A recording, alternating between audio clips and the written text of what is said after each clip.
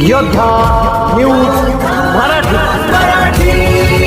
Manchar police station अंतर्गत गुन्ह्यातील आरोपींना 4 दिवसांची पोलीस कोठडी सुनावण्यात आली। मंचर पोलीस ठाण्यात दाखल असलेल्या FIR क्रमांक 215/2026 मधील आरोपींना न्यायालयीन सुनावणीनंतर 9 तारखेपर्यंत 4 दिवस पोलीस कोठडी सुनावण्यात आली आहे। हा गुन्हा भारतीय न्याय संहिता BNS आणि अन्न सुरक्षा कायदा फूड अँड सेफ्टी ऍक्ट या अंतर्गत दाखल करण्यात आला आहे। सदर गुन्ह्यामध्ये एकूण 13 आरोपींना अटक करण्यात आली असून त्यांना आज प्रथम वर्ग न्यायदंडाधिकारी घोडेगाव यांच्या न्यायालयात हजर करण्यात आले होते। यातील 13 पैकी 10 आरोपींची बाजू वकील ॲडव्होकेट वैभव राजेंद्र काळे यांनी न्यायालयासमोर मांडली। सुनावणी दरम्यान पोलिसांनी सर्व आरोपींसाठी 7 दिवसांच्या पोलीस कोठडीची मागणी केली होती।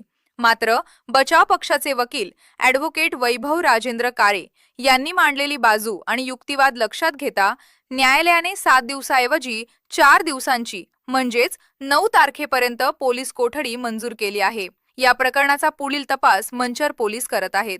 प्रतिनिधी पंकज सरोदे। नमस्ते, मी ॲडव्होकेट वैभव राजेंद्र काळे, मंचर पोलीस स्टेशन येथे मंचर FIR क्रमांक 215/2026 मध्ये भारतीय न्याय संहिता आणि फूड अँड सेफ्टी ॲक्ट या कलमांतर्गत गुन्हा दाखल झाला होता। सदर गुन्ह्यामध्ये एकूण 13 आरोपींना अटक करण्यात आली होती।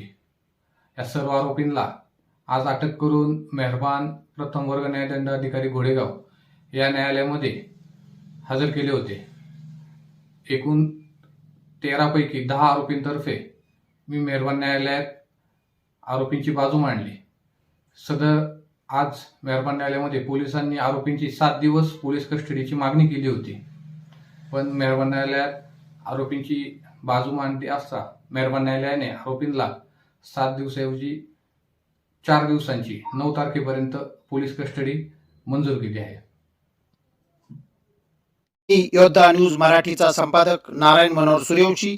रोजच्या खात्रीशीर बातम्यांसाठी पाहत रहा आमचे न्यूज चॅनल। आजच सबस्क्राईब करा, व्हिडिओला लाईक करा आणि शेअर करा। धन्यवाद।